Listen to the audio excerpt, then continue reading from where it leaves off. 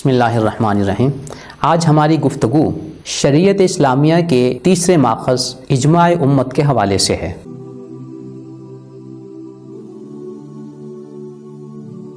اس کی دلیل قرآن کریم کی مختلف آیات ہیں۔ آج ہم ایک آیت کے حوالے سے گفتگو کریں گے۔ سورہ نساء کی آیت نمبر 115 میں ہے وَمَن يُشَاقِقِ الرَّسُولَ مِن بَعْدِ مَا تَبَيَّنَ لَهُ الْهُدَى وَيَتَّبِعْ غَيْرَ سَبِيلِ الْمُؤْمِنِينَ نُوَلِّهِ مَا تَوَلَّى وَنُصْلِهِ جَهَنَّمَ۔ جو شخص رسول صلی اللہ علیہ وسلم کی مخالفت کرے ہدایت واضح ہو جانے کے بعد اور وہ مسلمانوں کے اجتماعی رستے سے علیحدہ کوئی اور رستہ اختیار کر لے تو ہم اس کو ادھر ہی پھیر دیتے ہیں جدھر وہ پھرنا چاہتا ہے، اور اس کا ٹھکانہ جہنم ہے۔ سورہ نساء کی اس آیت نمبر 115 کو شریعت اسلامیہ کے اس تیسرے ماخذ اجماع کے حوالے سے دلیل کے طور پر پیش کیا گیا ہے۔ ہم آپ کے سامنے حضرات مفسرین کے وہ اقوال نقل کرتے ہیں جس میں انہوں نے اس آیت کو ایک ماخذ کے طور پر اور دلیل کے طور پر پیش کیا ہے۔ مشہور مفسر امام جساس رحمۃ اللہ علیہ، جن کی وفات سن 370 ہجری میں ہوئی،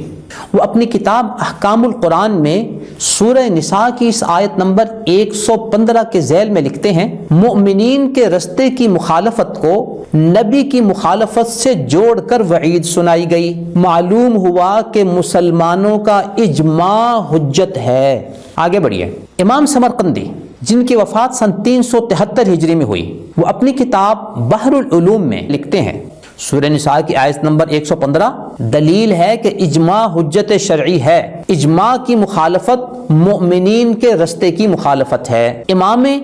ثعلبی رحمۃ اللہ علیہ، جو مشہور مفسر ہیں، 5ویں صدی کے ہیں اور ان کی وفات سن 427 ہجری میں ہوئی، وہ اپنی تفسیر الکشف والبیان میں لکھتے ہیں سورہ نساء کی اسی آیت نمبر 115 کے ذیل میں یہ آیت اجماع کی حجیت کی قطعی دلیل ہے، قوی دلیل ہے۔ امام سمعانی رحمۃ اللہ علیہ مشہور مفسر ہیں جن کی وفات سن 499 ہجری میں ہوئی، وہ اپنی تفسیر سمعانی میں سورہ نساء کی اسی آیت نمبر 115 کے ذیل میں لکھتے ہیں اہل علم نے اس آیت سے اجماع کی حجیت پر استدلال کیا ہے۔ امام زمخشری رحمۃ اللہ علیہ، جن کی وفات سن 538 ہجری میں ہوئی، وہ اپنی تفسیر الکشاف میں لکھتے ہیں سورہ نساء کی اس آیت نمبر 115 کی بابت کہ یہ آیت دلیل ہے کہ اجماع حجت ہے، اس کی مخالفت جائز نہیں، جیسے قرآن و سنت کی مخالفت جائز نہیں۔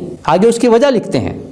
چونکہ اللہ تعالیٰ نے نبی اکرم صلی اللہ علیہ وسلم کی مخالفت اور مسلمانوں کے رستے کی مخالفت دونوں پر ایک وعید سنائی ہے، جس سے یہ بات واضح ہوئی کہ مومنین کے رستے کی اتباع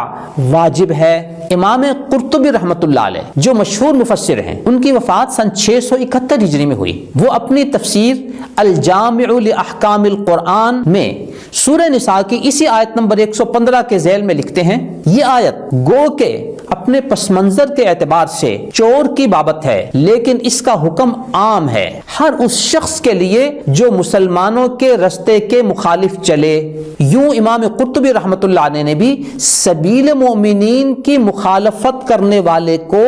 اس آیت کے حوالے سے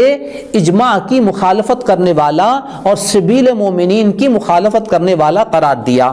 امام ابن کثیر، جو مشہور مفسر ہیں، ان کی وفات سن 774 ہجری میں ہوئی، وہ اپنی تفسیر ابن کثیر میں سورہ نساء کی اسی آیت نمبر 115 سے استدلال کرتے ہوئے لکھتے ہیں کہ امت محمدیہ کے اجماع کی مخالفت پر وعید نازل ہوئی ہے، جس سے ثابت ہوا کہ اجماع کسی غلط بات پر نہیں ہو سکتا، اور اس پر بہت سی احادیث شریفہ بھی موجود ہیں جن کو بعض علماء نے متواتر کہا ہے۔ امام ابن کثیر لکھتے ہیں کہ امام شافعی رحمۃ اللہ علیہ کا اس آیت سے استدلال کرنا ہے کہ اجماع حجت ہے، یہ ایک قوی استدلال ہے، لیکن تعجب کی بات ہے کہ دور حاضر کا میڈیا اسکالر کیا کہتا ہے کہ استدلال بے بنیاد ہے۔ مشہور مفسر امام نیساپوری رحمۃ اللہ علیہ نے، جن کی وفات سن 850 ہجری میں ہوئی، وہ اپنی تفسیر غرائب القرآن میں لکھتے ہیں سورہ نساء کی اسی آیت نمبر 115 کے ذیل میں کہ امام شافعی رحمۃ اللہ علیہ نے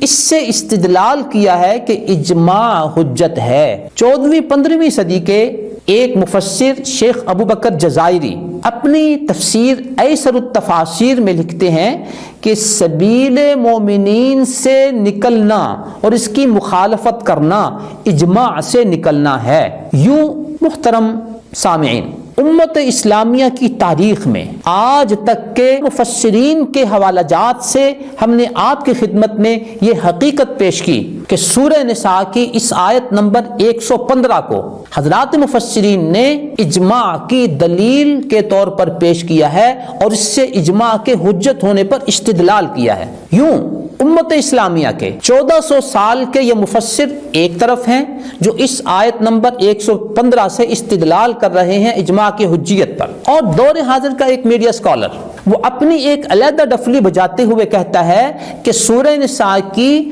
آیت نمبر 115 سے اجماع کی حجیت پہ استدلال کرنا بے بنیاد ہے۔ یہ بات انہوں نے اپنی کتاب مقامات کے صفحہ 158 پر کی ہے، اور صفحہ 157 پر اجماع کے استدلال ہونے کو اور اجماع کے ماخذ شرعی ہونے کو بدعت قرار دیا، اور یہ کہا کہ یقینی طور پر یہ ایک بے بنیاد نظریہ ہے۔ محترم سامعین، قرآن کریم کی اس آیت کے حوالے سے امت اسلامیہ کے سینکڑوں سالوں کے مفسرین کا استدلال اور ان کا موقف آپ کے سامنے آ چکا، اور امت اسلامیہ کے ان تمام مفسرین کے بالمقابل 15ویں صدی کے ایک میڈیا اسکالر کا موقف بھی آپ کے سامنے آ چکا۔ اب فیصلہ آپ نے کرنا ہے کہ آپ امت اسلامیہ کے ان تمام جلیل القدر مفسرین کے موقف کے ساتھ ہیں یا 15ویں صدی کے اس میڈیا اسکالر کے ساتھ ہیں۔ دعا ہے اللہ تعالی ہمیں قرآن کریم کے مفسرین کے ساتھ رکھے اور 15ویں صدی کے ایسے بے بنیاد افکار و نظریات سے اللہ تعالی میری اور آپ کی حفاظت فرمائے۔ آمین۔